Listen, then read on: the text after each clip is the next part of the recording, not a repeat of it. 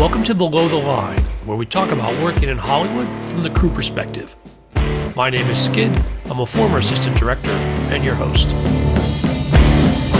Quiet on the set. Welcome back to Below the Line's 7th annual Oscar series. The Academy Awards ceremony is next weekend, and this is episode 11.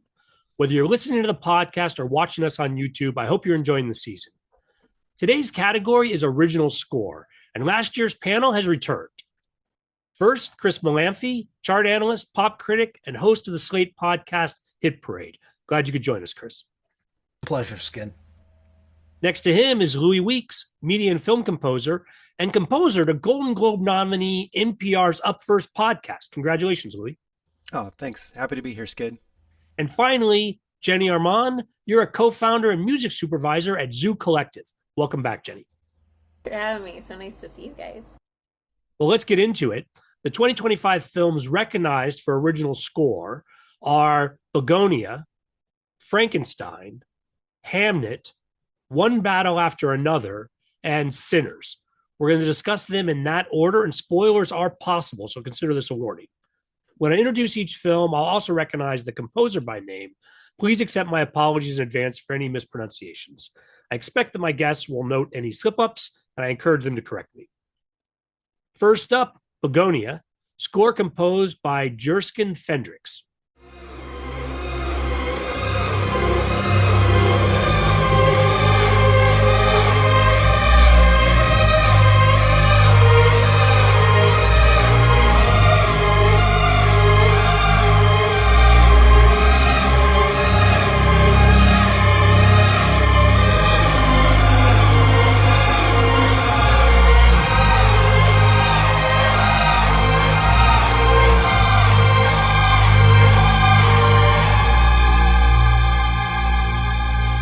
So this is the second time we're hearing from Jerskin Fendrix. We talked about him a few years ago when he was nominated for Poor Things. And if that sounds familiar, both Poor Things and Bagonia were directed by Yorgos Lanthimos. He has now written the scores to 3 consecutive Yorgos Lanthimos films starring Emma Stone. The middle one was Kinds of Kindness. That did not get nominated. But this is his second nomination. And Fendrix, as I probably said when he was nominated for Poor Things, is kind of an interesting guy. He also releases experimental, I want to call them orchestral pop albums. He had one in 2020 called Winteries. And since we last talked about him, he released the second one in 2025 with the, I find it amusing title, Once Upon a Time in Shropshire, which I think is a Once Upon a Time in Hollywood riff, but don't quote me on that. And yeah, I open it up to the panel. When we talked about him vis-a-vis Poor Things, that was a very herky-jerky and creative score with a lot of, found sound vibes. And I wonder what you guys think of this one, which seems to be a different vibe. This is a totally different vibe. Yes. When I was reading about his score, I saw that that Lanthimos had given him 3 words, which were bees, basement, and spaceship. And he refused to give him the complete script, actually, before he started composing.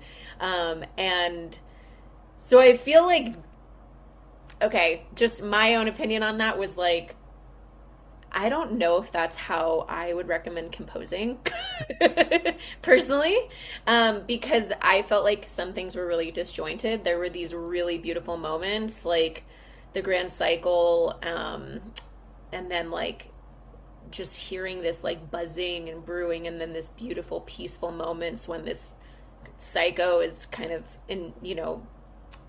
aiding to the world. But this one didn't like totally. I mean, yeah, I didn't feel like there was a consistent continuity throughout it. What'd you think, Louis? I think I totally agree. To me, that feels like the feature and maybe not the bug, because the movie is so, it takes a hard turn.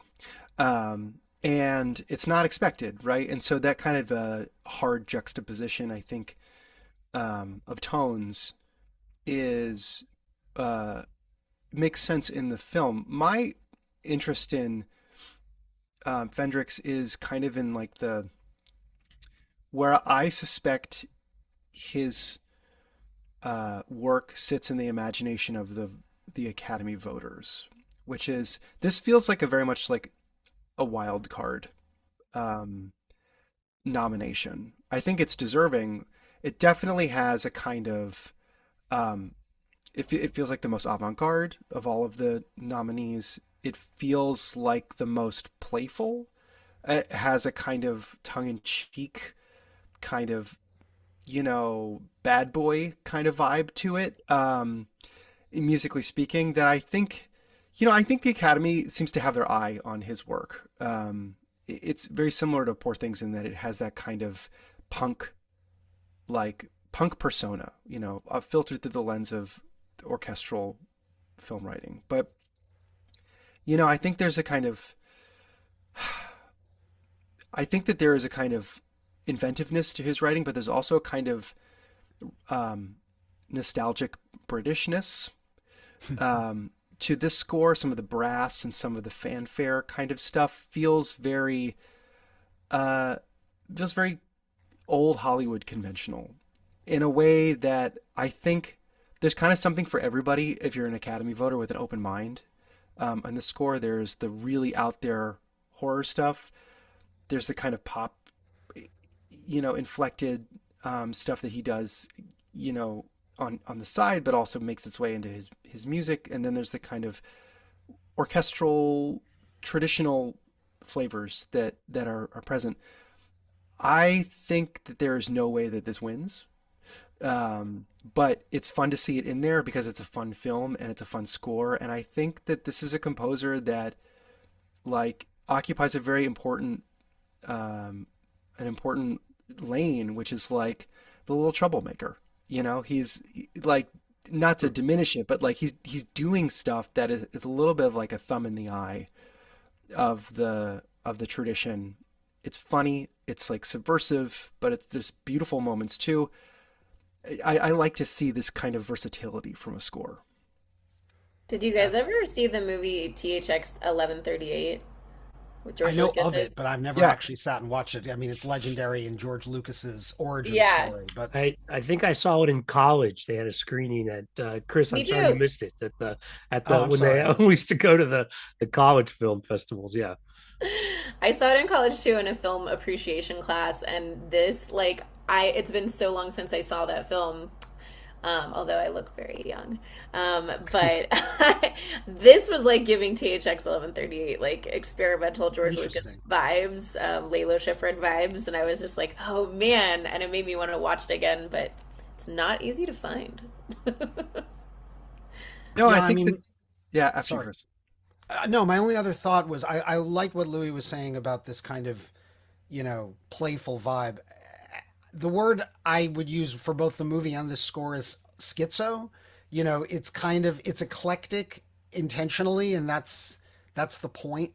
There are these moments that are very sweeping and orchestral and stirring, and then it's cheek by jowl with crazy rattletrap stuff, which I feel like I'm having deja vu of the conversation we had about Poor Things a couple of years ago. I felt like there was something similar going on there, and to me, it's of a piece with Lanthimos's. I was listening to one of the several, movie and award show podcasts I listened to recently, and they were pointing out, could you have predicted 5 to 10 years ago that Yorgos Lanthimos would become a multi-Oscar nominated favorite of the Academy who keeps coming back and coming back? His movies are so strange, and yet he's become an Academy favorite. He's brought 2 actresses to Best Actress Oscars. He keeps coming back even when he does very strange stuff. And there's a reason why he keeps working with Fendrix, because I think Fendrix has really keyed into his whole vibe. Yeah, they're definitely in sync with all the, no pun intended. Oh gosh. And I think, Jenny, to your point about like the 3 words and composing off of that, I think that there is again, I think that kind of like firewall creatively between the composer and the director in these early stages is necessary to get the kind of schizo thing that Chris pointed out. If there is an over communication, or kind of like an over planning between a composer and a director. Sometimes it doesn't really allow room for some of these really, really, really wild juxtapositions of visual and sound.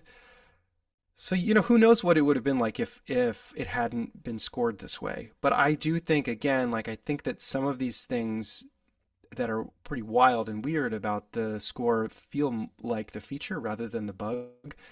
And personally, like, if a director gave me 3 words and said, I'll see you in 3 months and have fun, I would be thrilled with it. So it is not how everybody works. But I think it speaks to a kind of creative trust and their own kind of formula that relies on a kind of broken line of communication rather than open line of communication. I want to press on this just a little more. We don't have to resolve the question, but because I think I came in, and maybe it's the AD in me, with sort of what Jennie was saying, that I wonder to what degree it's still really about the film if you're writing music with just a couple of keywords.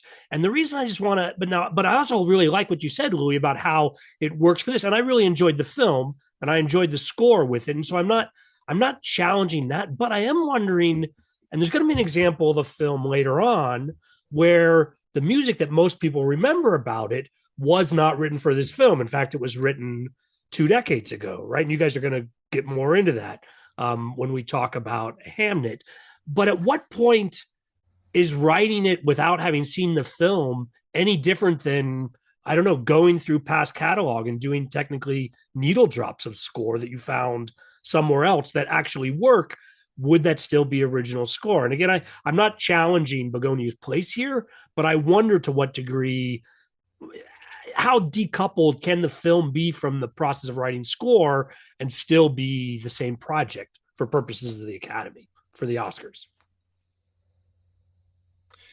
I'm not sure what the technical rules are. They kind of do change a lot, and there have been some controversies in the past about like what's eligible and what isn't based on the process itself. I would just say that percentages weigh in. Like if a certain percentage of the score is unoriginal, then it becomes ineligible. But that's what the shortlist process is for. I think to answer your question, but like what effect it has, or like, why does it, to what extent does it matter? To me, it's I think about it kind of like editing style.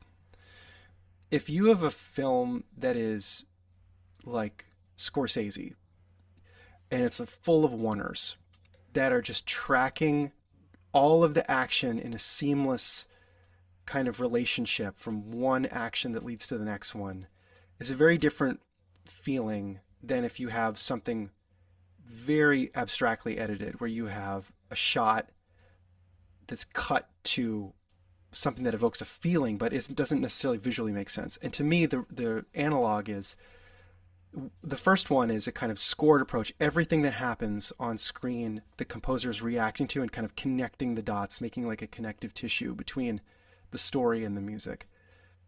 And the highly edited kind of abstract approach is, let's toss a bunch of ideas at the picture and see what kind of feeling it evokes.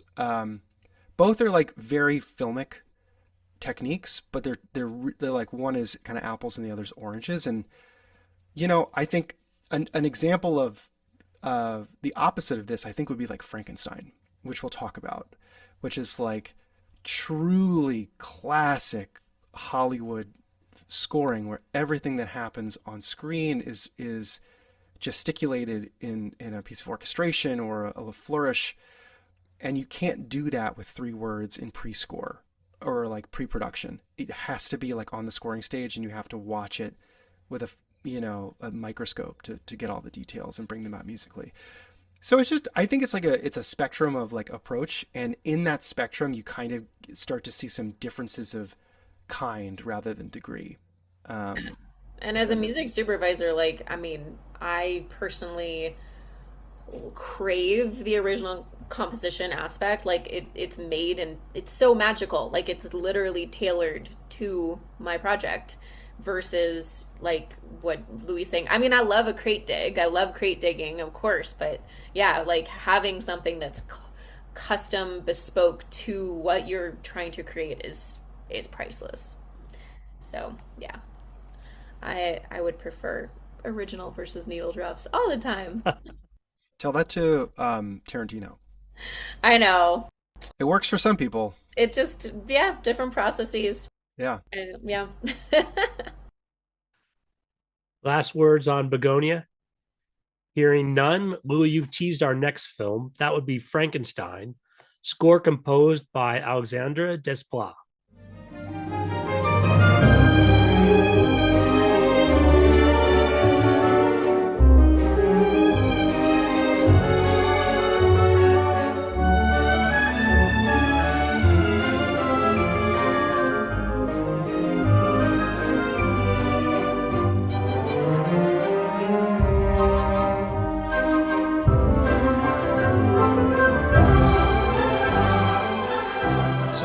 Say we're talking about the ringer in this category with Desplat. This is his 12th score nomination, a full dozen for this guy. That, by the way, I have on good authority, ties him with Hans Zimmer for third place in this category all time. The all-timer, of course, this won't surprise anybody who's listened to these in prior years, is John Williams, who has nearly 50. I think he's at 49. And then it's a big steep drop off to Thomas Newman at 14, and then Desplat and Zimmer at 12 apiece. Desplat was last. We last discussed him in 2020 for Little Women. He won twice for Grand Budapest Hotel in 2015 and Shape of Water in 2018. That's one of the 3 times he's worked with Del Toro. Or the three times he's been nominated with Del Toro. The other one in between that he didn't win for is Pinocchio. And he even said, there's an interview where he says that he considers Frankenstein to be the third movement of the triptych, as far as he's concerned, with the Del Toro work he's done. He says they're all about the creatures and being able to receive love, receive empathy. And I guess the last point I'll make is what was fascinating about this one for me is it's a very violin forward score. And he said in this same interview that was intentional, that because it's about a monster, he wanted to avoid the cliche of horror film sonics. And so they went with a string instrument very early on, and it dominates the proceedings. So that's interesting. Yeah, I mean, the score of this was so beautiful, and it was so refreshing to go back to the basics and not be so artsy and avant-garde and cool and neo, and just be good. Like, it was so rich and lush and beautiful, and you could tell from the very beginning that he had found this beauty and love from this quote unquote monster, and I don't know, it just came through like perfectly. There were some like Danny Elfman, Edward Scissorhand vibes, which I loved. Just like and then also, I mean, I think if I'm not mistaken, he even called out the violinist of Eldbjorg Hemsing, like on multiple tracks as well, which I thought was super cool because I don't see that a lot with composers calling out their soloists. So I thought that there was a lot of love there as well. And I even after watching the film, I watched the making of it as well. They didn't mention music, but just watching Guillermo del Toro's like approach to every single aspect is so incredibly detailed. I mean, I don't even know what kind of budget there was with this, but it was probably insane because it was like... That's why you go with Netflix. They give you the budget. Yeah, all the money exactly. in the world. Yeah, but it was like there was no cost that was too high to create this world and beauty, and I think that the score translated perfectly to that. It was so beautiful. I loved it. I think about it all the time, by the way. I think about that story all. The movie, not the score. I mean, I think of the score because it's just like it's a warm, rich, like velvet blanket that you're wrapping around yourself, and like you're drinking brandy with a fire, But it's like the film too. It's just amazing. I had a different experience. But I'll be the Flying the contrarian ointment. here. The thing that you mentioned about the violin is really interesting to me because I think that Desplat is a genius in his ability to uh, to kind of world build, and I think about this most with the Wes Anderson stuff. You know, it is Wes Anderson goes to great lengths to make these worlds that like whoever is uh, inhabiting those worlds musically also has to kind of bring it on the same level. Same with Del Toro. It's all about world building and kind of like inhabiting a full space musically and having it be totally coherent. I think the violin to me is the perfect choice, and I think Desplat is my guess is chose the violin for a couple reasons. One, it's kind of the ultimate like romantic hero of the orchestra, but also it's the only instrument in kind of general, our general consciousness where we know of a famous maker. We know about Stradivarius's. I can't really think of another instrument that is famous and also famous for its relationship to a singular maker. And I think Frankenstein is kind of the perfect like story for that because it's all about the maker and the relationship to the one of a kind thing that they made and it how expressive it is. And so to me, I mean, I might be reaching there, but like I thought a lot about like the violin as a kind of the perfect Frankenstein instrument because its relationship to who made it is kind of the most famous in our in Western music culture. I think At least among classical instruments. My one quibble with that is that the other famous maker is Les the Les Paul Paul, and yeah. the electric guitar. And famously, Eddie Van Halen had a guitar he named Frankenstein. But I would have loved a Les Paul score. Chris, you're right. I should say within the orchestral Western but version. yeah, no. Among I orchestral don't really know instruments, who, if any famous, cello luthiers, but I'm sure there are some. I think that this is definitely the most conventional choice. It's a classic film score for like a classic genre, and it's nice to see like Hollywood being very comfortable dipping back into like the foundations, right? It's nice to see some movement away from a lot of the IP, like contemporary IP stuff, and like, oh, maybe we should go back to some monsters. Like let's go back to the beginnings. I love that stuff, and I love, the the kind of uh, comfortability with like exploring stuff that used to feel stodgy or like that used to feel old. I think it's a great sounding score. It's not like doesn't get me the most excited, but I don't necessarily think that this is the ringer for a winner. despite Desplat's long Yes, history in the category. I agree. I mean, no, he's not the favorite this year. We'll get to the favorite.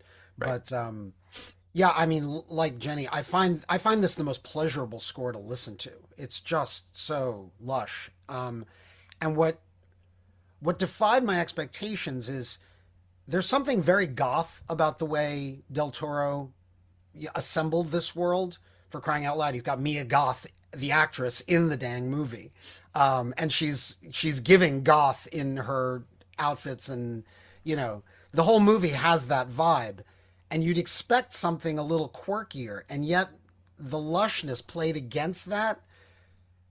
I see what he was going for. It's majestic, it's heroic. Which of course, when you watch the movie, I mean, everyone who has seen the movie says you kind of want to get Oscar Isaac off the screen after a while, and you just want to focus on Jacob Elordi as the monster, because that's where all the pathos is, and the score kind of echoes that.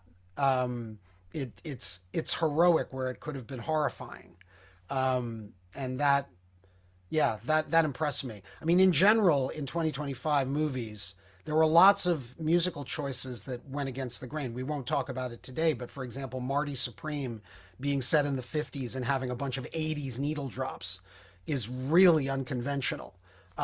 And this is, in its own quiet way, similarly unconventional.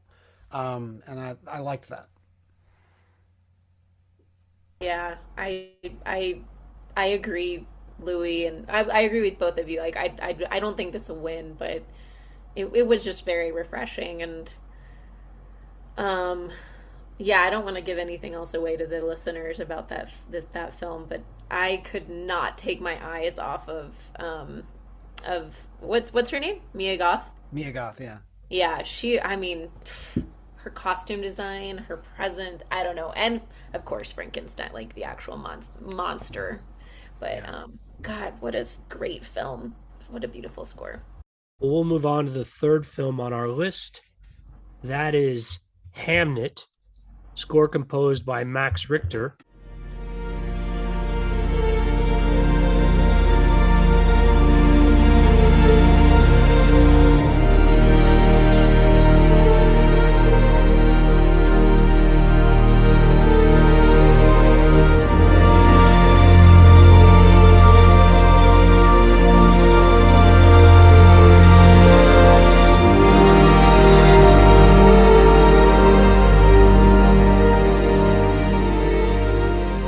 Max Richter is a first time nominee. This is our first time nominee in the category, which to me is a little surprising because in contemporary classical circles, Max Richter is kind of a big deal. It's a little surprising this is his first time in the category. Classically trained, German born British composer, pianist. He's put out 9 solo albums. He's got 2 Grammy nominations. Um, I looked them up. Weirdly, one of them is for best music video, which is strange. Um, and this is a very vibey score. He said in an interview that he was deliberately trying to keep it very sparing. Um, and he said this was intentional because he wanted to let the emotional material speak on its own terms without trying to direct us as the audience in any particular way. You can definitely hear that. And yeah, he even brought in a renowned Renaissance choir, but then he says he transformed it in the computer into sort of a haunted, ghostly thing. So that fascinated me. So yeah, this is a very small feeling score, but I wonder what you all think. I agree with you. I think it was very subtle compared to like the other tracks of Max's that have, I mean, in the advertising world, that man has made millions of money on syncs and licensing as well, just in film and everything. But um, I think it was really intentional because the characters, specifically Jessie Buckley, I worked with her like in tandem. I was associated with her like a different project that she did. I'm thinking of Ending Things with Charlie Kaufman a while back, and she dominated this screen. If she doesn't win the Oscar for this performance, I don't know who I am. I Because think she it's in took the up. bag. Yeah, I agree. She She took up swept all so the much prior space. prizes. Yeah. Yeah, I mean, I'm not. Yeah, I was like, I think my mouth was just open the amount of space that she took up on screen. And so I think that Max really approached this in a delicate way, which is different than some of his other things, very different. But I when I was falling asleep as a young child, I would listen to Enya Watermark album like almost every single night, and there were so many Enya vibes on this too that I was like, ah, I just feel like it was so, just nice to hear. And the story itself is so heartbreaking that like you really need to give it space. Yeah, that's my opinion. I think it was intentionally sparse, and I think it was really good that it was sparse so you could take in the story. What do you think, Louis? Yeah, I I think he is a noted minimalist. So I think he's very much like delivering the pitches right down the middle that he was brought in to pitch. I think that it's got to be this is a really interesting job for him, because presumably I would guess that before conversations about original score were happening, there were negotiations for his most licensed piece of music, which appears on this score, which is called The Nature of Daylight. This is a piece of music he wrote like 20-odd years ago, and it's one of the most ubiquitous pieces of music in contemporary licensing, right? Like it is everywhere, and in a way, I think that's what to be featured in this film. It's an interesting job, like puzzle for him to figure out. Like, this thing that I've already written is the crown jewel of the score, and now I have to kind of like navigate around it in ways that makes, still make it the hero. So you have to like do less. Yes, Skip. I was curious about this in preparing for this episode, and what I read was Max Richter wrote a different piece for that final scene in the movie, but then Jesse brought On the Nature of Daylight to Chloe Zhao and said, this is what we should use. And then obviously, well, one presumes that in coordination with Max, that replaced the other music that he had written for that final scene.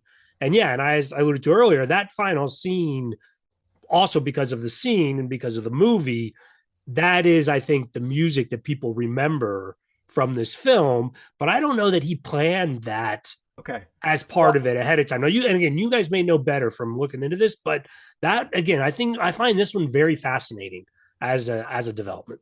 That's news to me. I'm just speculating here. I think if you're Max Richter and you're brought on to do a film score, there's always the question in your mind, are they going to use On the Nature of Daylight? I'm not being flip. Like, no, legitimately, it is the thing that will be like the hopefully many decades from now, in his New York Times obituary, it will be the first opening paragraph. It will be the opening paragraph. Yeah. And I think whether or not it's explicit or implicit, if you're Max Richter and you're brought on to score this project, there is going to be a conversation about, does this piece of music get licensed? I think a composer who I always think about when I think about Max Richter is Ervo Pärt, the Estonian composer who is very, very famous for one piece of music that is in a lot of films.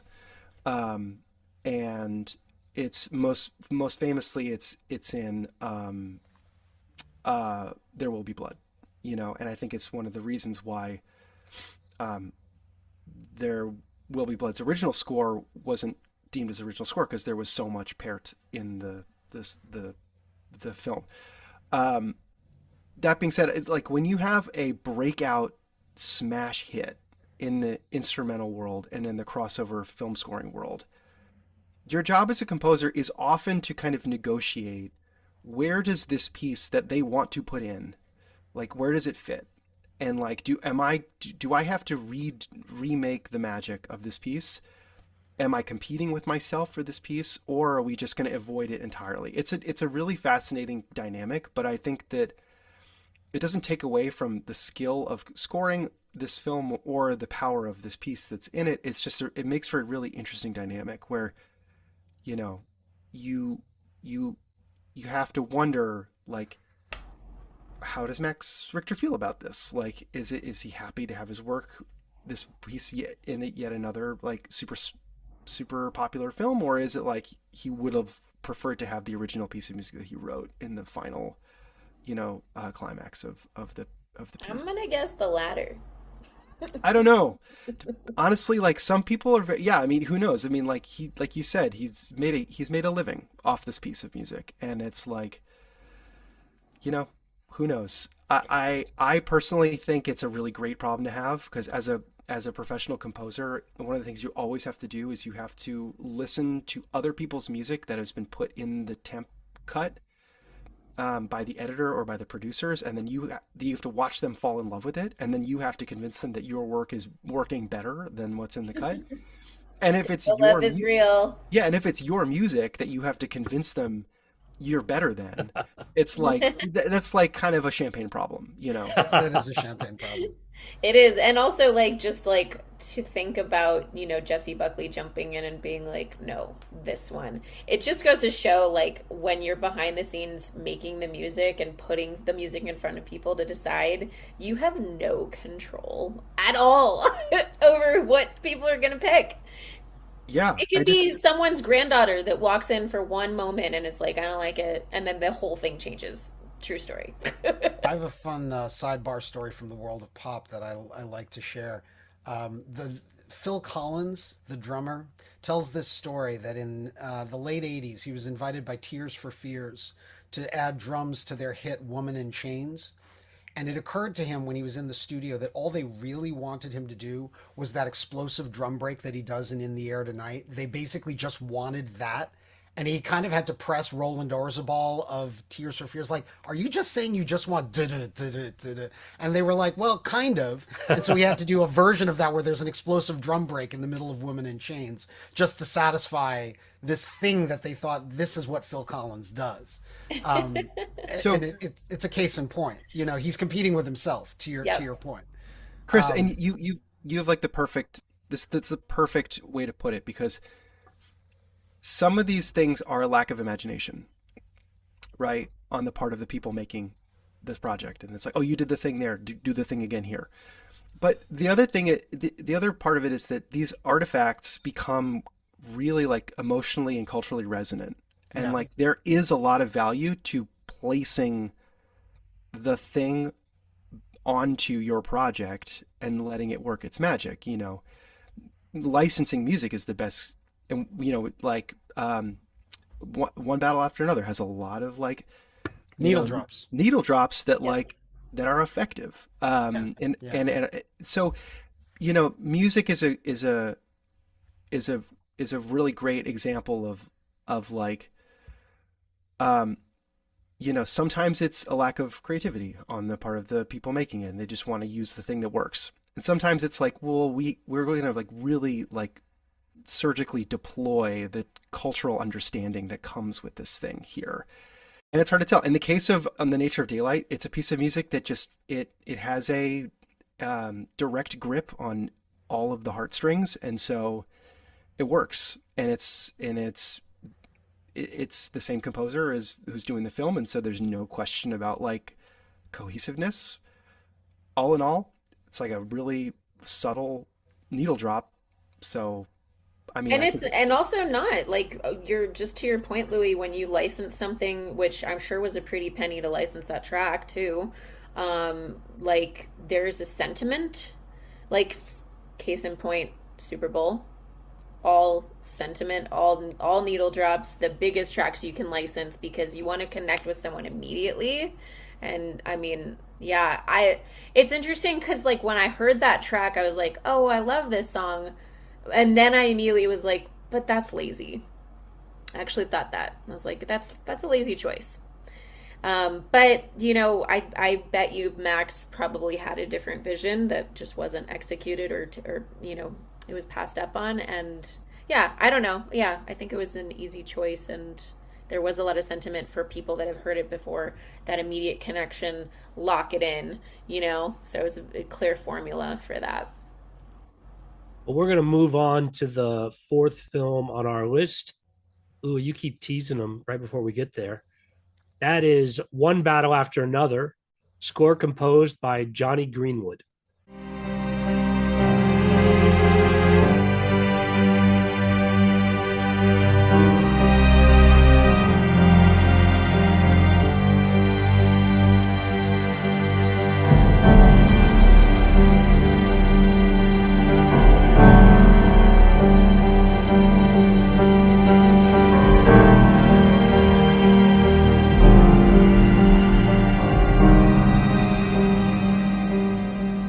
So, Johnny Greenwood, guitarist for Radiohead, and frequent score composer and frequent Paul Thomas Anderson collaborator.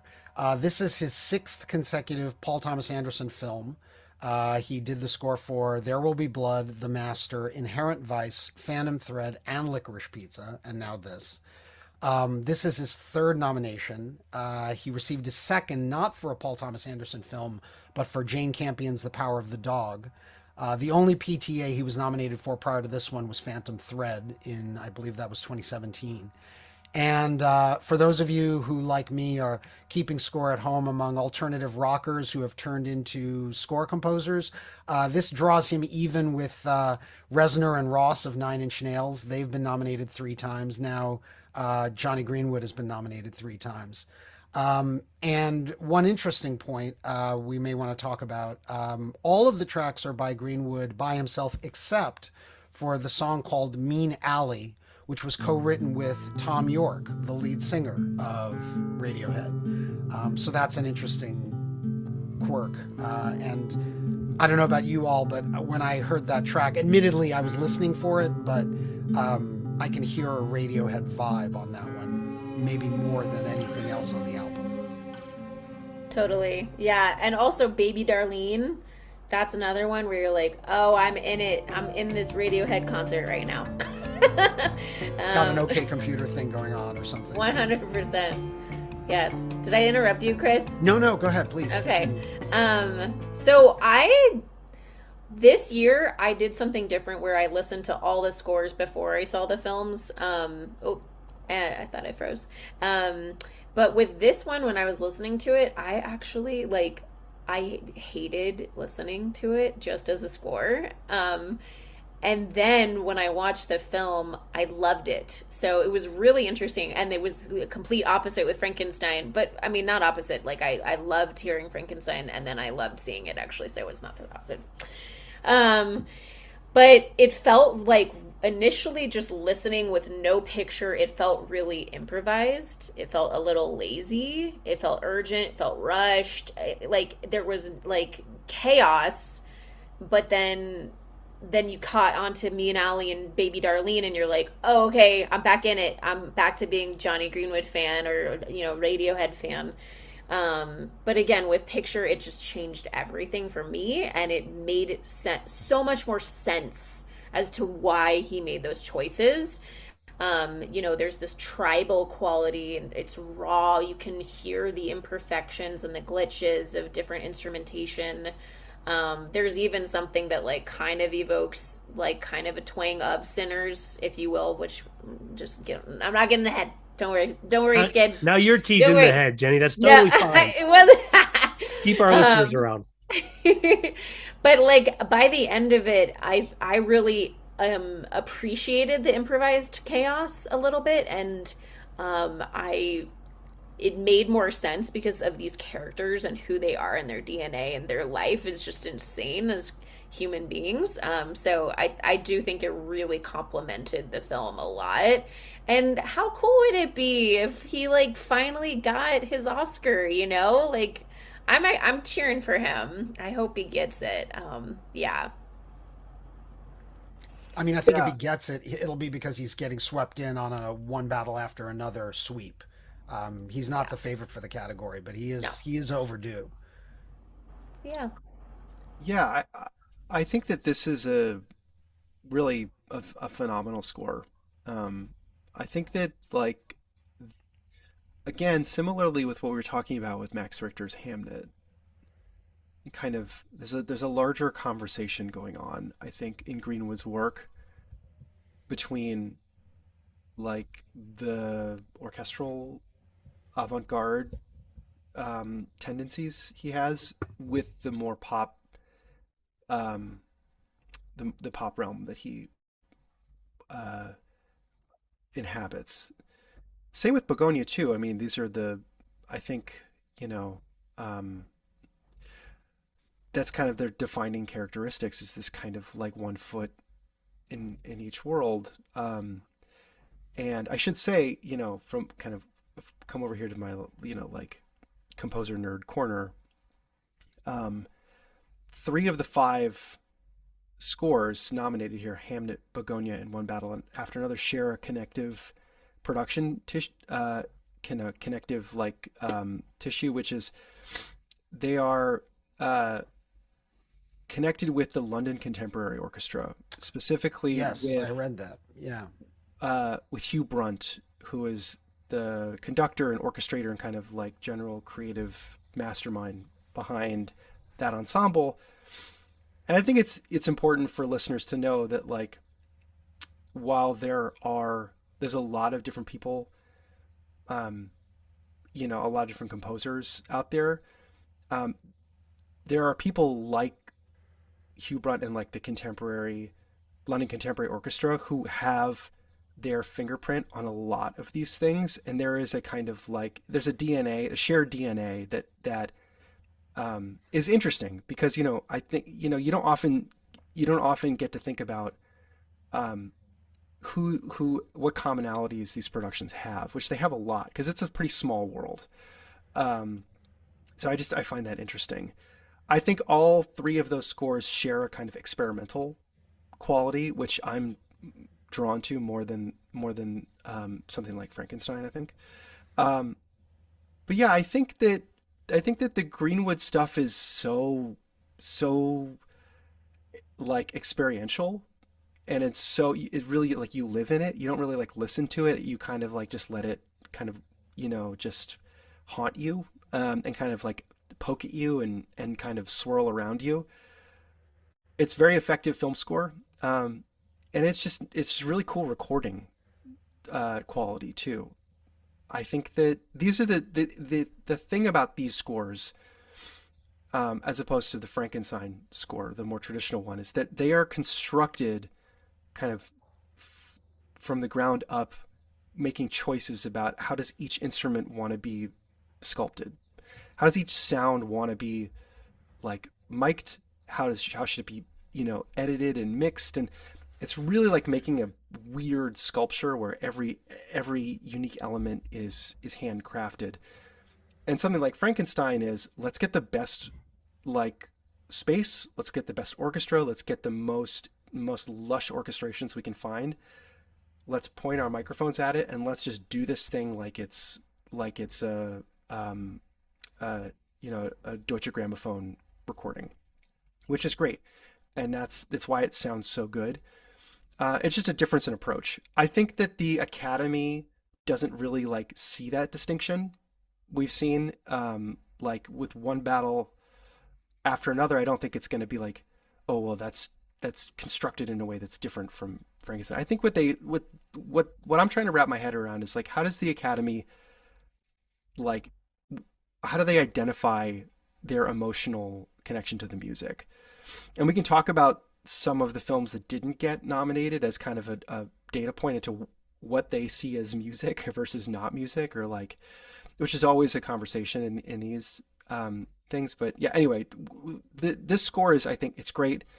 Greenwood is like churning out incredible quality work with a trusted master collaborator. I don't think it's the front runner. But it'll be wild to see him win for this. If he didn't win for Phantom Thread, like, I'm kind of, everything after that, I'm kind of like, oh, well, it's a makeup for Phantom Thread, because I do think that was like his single best. It was like the single best film score of like the last 20 years, I think. So whether it's fair. So let me ask Chris, do you know who beat it off the top of your, who won that year? I don't that he was know nominated? off the top of my head. I can check if you give me a minute. Yeah, the Academy has a history of like giving, for lack of a makeup better, prizes. Yeah, for lack of a better term, like a makeup. Like, we missed it that round, we'll get you the next time. So anyone who's put out like a game-changing piece of work and didn't get nominated, if they ever come back, I'm like, I wonder if they're going to kind of throw something their way because of that. But I found it, and it's he lost to Desplat that year for Shape of Water. Yep. Brutal. Yeah. Brutal. I mean, talk about immovable object, media resistible force. I still don't want to talk about it. Yeah. I think Louis has a vendetta against Desplat. No, God, no. I want to. I'm starting to think the Phantom Thread won't win, and I'm worried it won't, and that it's 2026, and I'm starting to come to terms with the fact that it might not win 2018 Best Score I'm glad you've moved through the stages of grief on that. process. I just wanted to chime in and say that I totally agreed with what Jenny was saying before about the difference between the score in its placement in the movie and the score as a standalone piece. I did not do what you did. I saw the movie first, then I listened to the score. And it was funny. I listened to the score, frankly, for this exercise for the first time maybe a week ago. And I didn't, like you, I didn't enjoy it as a standalone album at all. I didn't hate it. I just kind of thought, okay, this is uninteresting. And yet, I've now watched One Battle After Another twice. By the way, it totally holds up to rewatching. It's a very entertaining movie. Even after you know all the plot beats, it's a fun movie to watch again. And the score was enveloping. I mean, it's so pulse pounding and it's so right. And, you know, to Louis's point that he recorded with the London Contemporary Orchestra and Hugh Brunt, my understanding is that they played to the finished film, and I can kind of tell because it's so synced to the action, you know, and it's I guess the opposite. If we're going to create this mano a mano of Desplat versus Greenwood, it's the opposite of what Desplat is doing. I think, you know, in my skeletal understanding of this. So yeah. Anyway. I mean, I just hope he wins because I automatically cheer for the underdogs, guys. Like East Coast Girly, Mets, Nets, Islanders, okay? I'm always cheering for the people that don't win. It is a cursed existence. I know, and now in Denver, everybody wins the Avalanche, you know, the Avalanche. It's too easy. Nuggets, everybody's winning, you know? Not the Rockies. The Rockies aren't winning. Not the shit. Rockies, but For a I'm not long going to time. cheer for them. That's No. That was a superlative season in its own right. They won the worst season. Second worst Okay, team. yeah. They didn't even win the worst, right? Did they? Well, I don't know. Whatever. We're not Rockies fans over here. All right, we've got one film left on our list of nominations, and that's Sinners, score composed by Ludwig Göransson.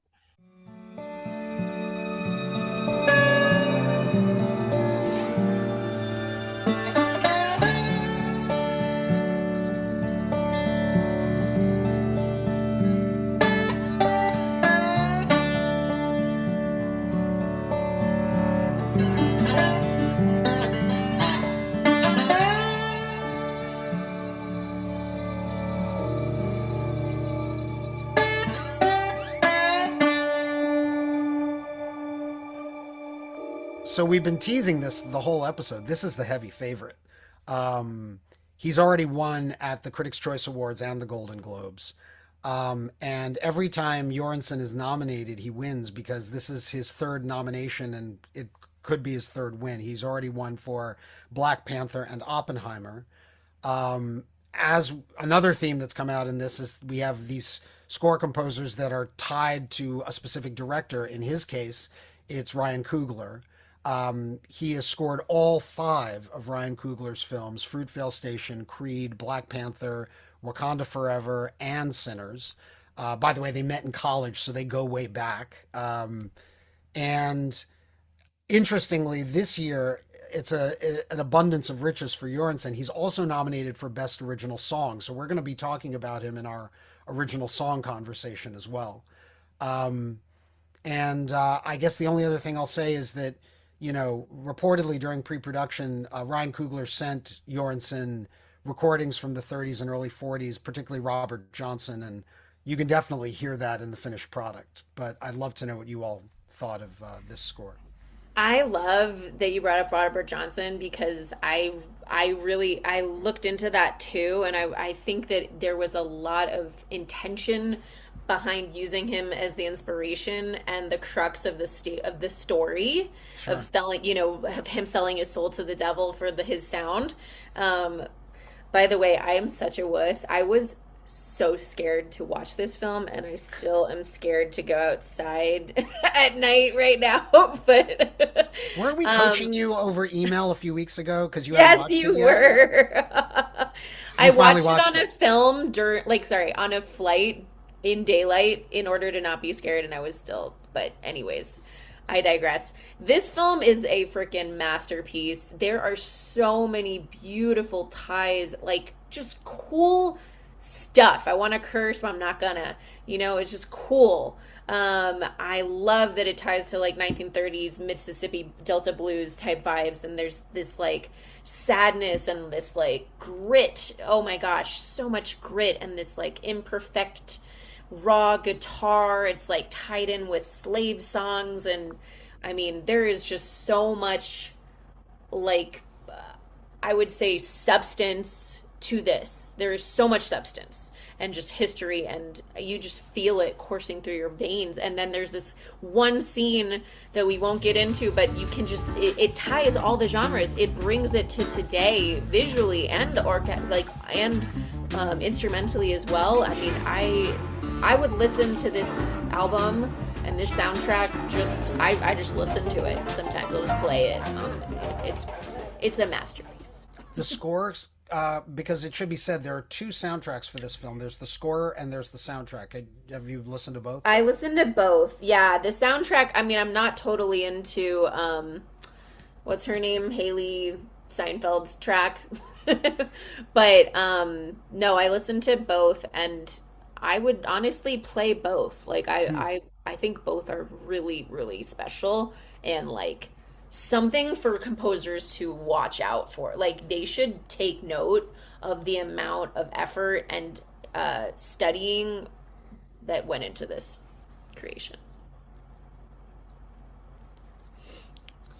Yes, agreed. Yes. Are we all nodding on this one? Yeah. I mean, this is you got to give it up, right? I mean, this is the winner. I think the thing that we've discussed a lot on this podcast in the past about is like the really complicated case of nominated nominated projects that are musicals, and like what do we do about that, and like how does like the music work, and how does like the nomination fit in, and like this is the we didn't first... have a Wicked movie this year, for the record. But... Well, that's the thing, right? There was no Wicked. But this is the musical that like should be there. This is the closest thing to a musical we've got. Well, I say musical. I'm kind of being a little bit like, generous, or like I'm fudging the term.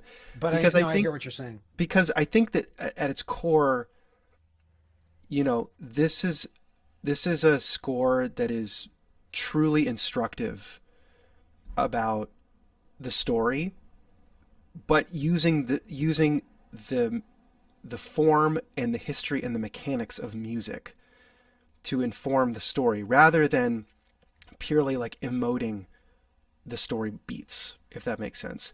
Mm-hmm. In a lot of ways, this is an extended essay on the depth and the complexity and the kind of trajectory of the Black American musical experience.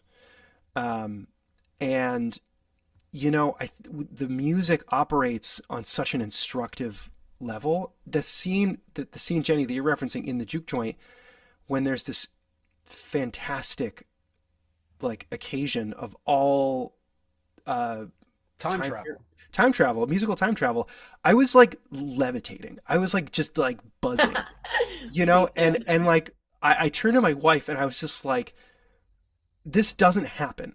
Like this, like from a musician's perspective, you never actually see storytellers engaging with how music works. I think that most people go through their lives understanding music as a kind of storytelling aid, that because it's how they were taught, whether it's Peter and the Wolf, or like with my girls right now, where we showed them Nutcracker, and it's very instructive because there's visuals and there's a story.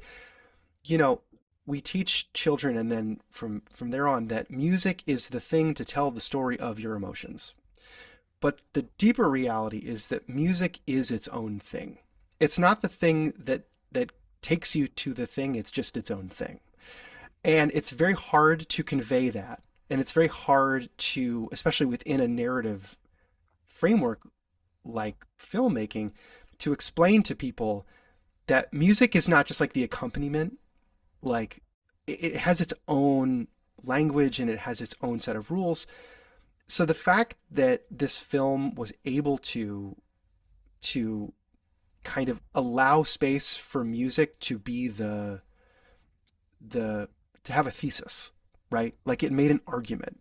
The music itself made a kind of thematic argument, rather than being like, the characters are sad, so the music will make it 10 times more sad. I think that is kind of a once in a couple decade thing. Like, you just don't see it in mainstream filmmaking. I like to think that that's why this is the front runner. I think it's also possible that this is the front runner because it sounds really cool, right? It sounds really neat, and like, it's inventive, and Göransson has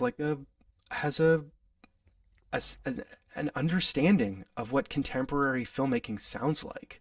He shaped that with Tenet, and with, like, he just understands what big films today feel like. So I think it's a victory on like a couple of different levels, but like, as a music nerd, the thing that gets me most excited is that he's presenting the work in a way that can teach people something new about how music functions. It can lay out an argument in a way that is kind of self-sufficient and doesn't necessarily need to be subservient to the story. And if you walk away being like, oh wow, I kind of like understand how you get from the diaspora all the way to like music you might hear in a club and everything that kind of touches in between, you've walked away with a deeper understanding of music. And I think that's a remarkable feat for like a 120 minute movie. It's probably longer than that, but you know what I mean. It's dazzling. I vote for this film. No, it's dazzling. I mean, in my world, among pop critics, we've debated the pivotal scene, the time travel scene. Is it on the nose? Is it a little too obvious? And I mean, I was just so dazzled by it, I kind of didn't care. And to your point, Louis, it's making a thesis very concrete and making it accessible to a general audience in the middle of this vampire film. Sorry, I hope I haven't spoiled the movie for anybody in case you haven't watched it yet. There are vampires. They don't show up for about an hour. Listeners were warned. You're not safe.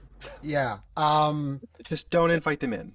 Right. Easy. Don't invite them in. Don't put your arm out of the door. Exactly. And also, when I was listening to the albums, plural, that was why I was asking Jennie which album she listens to, and I wanted to pinpoint that there are both. I first played the soundtrack album, and I thought, well, this is great, but this is Pick Poor Robin Clean, and I Lied to You, and it's I thought, well, if this is how people are going to be judging the score, it's that soundtrack problem that you pointed out, Louis. What are we actually voting for here? And then I love that they gave Göransson's score its own space, because actually Göransson's score is beautiful and brilliant on its own, and the blues is interwoven into it in so many interesting ways and subtle ways. It echoes the period, but without being on the nose, which impressed the hell out of me. So yeah, there was a side of me going into this contest that wanted to be a contrarian, like, oh come on, how good could it be? And I loved the movie. I saw it in IMAX last spring when it was in theaters. By the way, I know we're not talking about cinematography here, but good God, every scene of that movie could be a painting. Like, it is so beautiful to look at. But anyway, I was impressed with the score back then, but listening to it as a standalone object, I was like, I wanted to be a contrarian and I couldn't be, because I was so impressed with the skill and the craft of how Jornsen infused what is fundamentally score with this spirit of the blues. And yeah, it's just an impressive piece of work. Anytime, sorry, Jenny, go ahead. I was just gonna add one thing, which like Coogler and Del Toro both like create these worlds, and like it's a soundscape. I mean, not Desplat, but like I felt like I was completely wrapped in inside with this soundscape fusion of the sound design with the lacing of the blues with his incidental music, like all of it. Yeah, it was just a world. Yeah, I mean, to your point, I think that this is a movie where it highlights something that I think is kind of endemic to Hollywood, which is that Hollywood has a tendency to learn the wrong lessons from its successes. That I think there is a lot of things were successful about this film that I worry Hollywood will misinterpret, which is like, oh, vampires, like vampires are they're back in. Let's do more vampires, which is not like the thing. I think the thing is like you take someone like Ryan Coogler and you like let him cook. You know, you give and let him do something original, because that's the story of this movie. No IP, based on nothing. 60 to 80 million dollars, you find an auteur, you let them cook. That's the takeaway. It's not a genre thing. But musically, the takeaway that I worry that I will see, because I see this a lot in briefs in my work, which is there is a tendency for people to bring a concept to their projects musically, being like, I want it to feel like music time travel, where we are blending between lots of genres and taking lots of roller coaster turns. And I just want to go on record to say it is so unlikely that that concept will succeed. And it is a miracle that it succeeded in this case, and it's a testament to like the skill of the composer, but also like the music editor and the sound designer. It's really like a team of everybody like living on the edge of it being bad. Like it very easily could have very easily have yes. been all wrong. That's my point about the time travel scene. The time travel scene could be hokey, and yet somehow it's sweeping and enveloping, and you buy it. And like to my earlier point, like music often doesn't like a pitch deck. You can pitch any concept you want in a pitch deck, and it would look great. But like music doesn't necessarily support your concepts. It has its own ideas of what it wants to be and how it wants to work, and you just kind of have to figure that out. So the fact that they managed to pull this off is a miracle, and it's a cautionary tale to everyone out there being like, you can't just recreate this. You know, you can't just do that, but for your thing. And I think there is no formula. There is no formula, and Sinners across the board is, I think, an example of a huge success that everyone needs to take with an enormous grain of salt, because you can't recreate this thing. You have to kind of take a step back and look at the magic that happened as a circumstance of right place, right time, right people, you know. And I think that's what's going to make this special in the next couple decades, looking back on this thing. You know what's interesting? I'm sorry, go ahead. Oh, go ahead, Chris.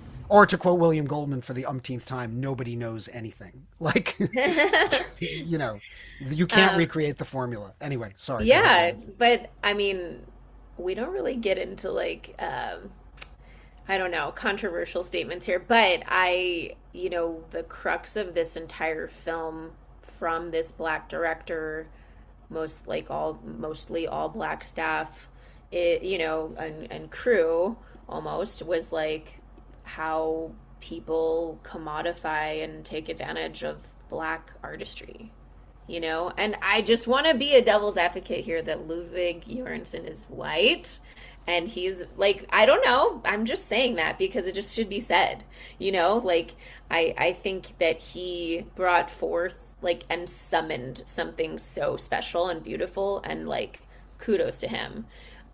It's just an interesting thing to think like, about racial issues in this, the whole purpose of this film of monsters kind of stealing culture and consuming it and making money and profit from. I don't know. It's an interesting conversation. I think Ludwig has a proven track record of being able to work in idioms that are not Swedish idioms, with sensitivity and like, as a collaborator, right? Like you said, Chris, this is a collaboration with Coogler that's Well, and many. his two main collaborators are Coogler and Christopher Nolan. And I wouldn't say those two are like polar opposites, but they are not the same director, to say the least. No. So, Yeah, I mean, I think that the the thing about Sinners 2 is that like the movies that I'm kind of most interested in these days, Sinners, it's like it's a little messy like thematically. Like it's kind of hard to kind of to pin down like what is the moral of this story? What is the kind of like I don't think there that it has a very tidy kind of ethical framework.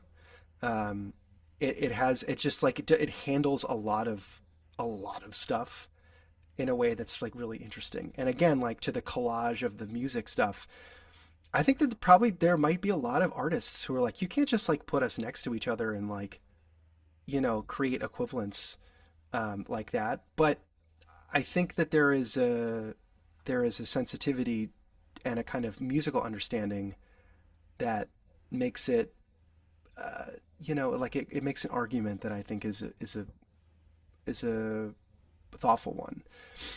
Um, yeah. I agree with that. I don't think that like Jurgensen has experienced the hardships of these people in this race, but I think he does a really good job elevating those voices, which is the best we can do as allies. So yeah, it's just kind of a little like little fire thrown in that conversation. But yeah, I so just want to say that although Sinners may not have a tidy moral, it does have one of the best closing lines of any movie I've ever seen in the post-credit sequence. And I won't spoil that, but I just thought it was a beautiful closing line. Literally one of my favorites of all time.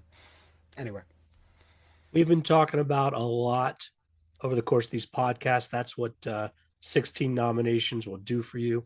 right. Ton of the technical categories.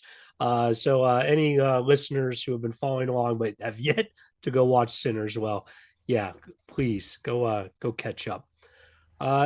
Interesting things to say about all five of these films. Any other scores from 2025 that deserve a shout out? The two that come to mind for me are Marty Supreme, which I think wound up not making this category because, speaking of needle drops, I think the 80s needle drops so kind of overwhelmed the score, but the score was actually very good, in my opinion. So that's one.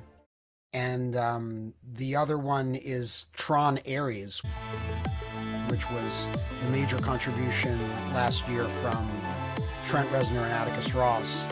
Not as Reznor and Ross, but as Nine Inch Nails. They actually marketed that soundtrack as being from Nine Inch Nails, and it sounds like it. And I enjoyed that as an album. So I was a little disappointed that we couldn't make room for it in the category. But I do think that my questions about the Marty Supreme omission relates back to a kind of like categorical question that the Academy might have about like what is film music? Like, is it big orchestral stuff? Is it like and if it's going to be weird, can it only be like scary movies? Which I think that anytime you see a synth heavy score or something that's really like kind of engaging in something like new age music, or a kind of avant-garde pop approach that isn't orchestral, the Academy tends to be like, I don't know about that. I don't know if that's like, I don't know if that counts. So which I think is a shame because it's really cool stuff. And I don't know if we had the same conversation about Uncut Gems being. It was also unnominated, and it also had a very interesting score. Yeah. Yeah, and I think Daniel Lapatton's take is very unique, and there's no anybody who's doing anything like that is because they're like listening to that work. But again, I think it boils down to does the Academy think that that's film music? And I think pre Trent Reznor, a lot of people would have said no. But I think, people like Trent Reznor, kind of are starting to change the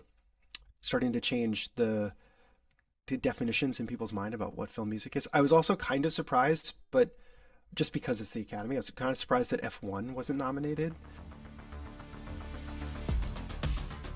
Because it was nominated for Best Is that Zimmer? Picture. Yes, that's Zimmer. Yeah, it wasn't like a good score, but I was surprised because it got nominated for Best Picture and because it's Hans Zimmer. That feels like the fact that it wasn't included tells me that the body is moving more in the direction of the Fendrixes, of the Greenwoods, and that's an interesting pivot away from a kind of pop sentiment towards a kind of avant-garde London contemporary orchestra kind of vibe. And indie rock, right? We've been talking about this in this conversation for several years. How many people who've crossed from the worlds of, the kind of albums that would get, reviewed on Pitchfork, are, frankly, that's one of the reasons why I was a little surprised, Marty Supreme, because you mentioned Daniel Lapatton. He records as 1-0-Tricks Point Never, and he feels like he's right on the bubble of being appreciated in that way, the same way that some of the folks we talked about today are, but he probably just missed. A score that also I think is Oscar level quality, but the film itself not didn't really register that way, was the score for Testament of Ann Lee. Yeah, by Daniel Blumberg, who we saw last year in The Brutalist. Was it 2 years ago? Last year? No, I think it was last. Yeah, it was last year. Mm-hmm. Yeah, so Daniel Blumberg is also a kind of name in the indie crossover world to watch, and making scores that I think are of this caliber. But like anything, like the film itself, that plays a larger part in how the film's reception, how the score's reception is kind of processed by the Academy. Jenny, did you have something else you wanted to add? I was just going to say K-pop Demon Hunters. K-pop Demon Hunters score? I mean, it's getting some attention. I can't. I can't even say without laughing. I honestly don't even. I know that album quite well because I've had to write about it a lot in the last year, and I honestly don't even know if there's much score on that. There's album. not a score. It's all banger, banger, banger, banger, banger. If I it's was a great on album, but if I was on it for the song, the song one, then we'd be talking about it. Jenny, you should leave a voicemail, an audio recording, and maybe Skid can drop it in for the. I got you. I got a soundbite for you. Yeah. For those who are interested in K-pop Demon Hunters nomination for Best Original Song, that's next. But for this episode, we're going to call it a wrap. Both educational and entertaining, as always. Love having you guys on. Thanks so much, guys. Thanks, Skid. Thank you. Thanks, Skid. As I mentioned at the start, the Academy Awards are just over a week away, and we are very close to the end of this year's Oscar series. If you've missed any episodes, well, you've still got time to catch up, which I guarantee will make you, if not the smartest, at least the smartest sounding person at your Oscar party. And if you've been following us on YouTube, drop me a quick note. My email address is skid@belowtheline1word.biz. That's B-I-Z. There have been a few technical hiccups along the way, I'm well aware, but this was both new and fun, and I'd like to know how we can make it better. However it struck you, I'm always grateful for your feedback. Closing credits, thanks to Curtis Five for our music and John Wan for our logo. The logo is available on t-shirts, mugs, and stickers at redbubble.com.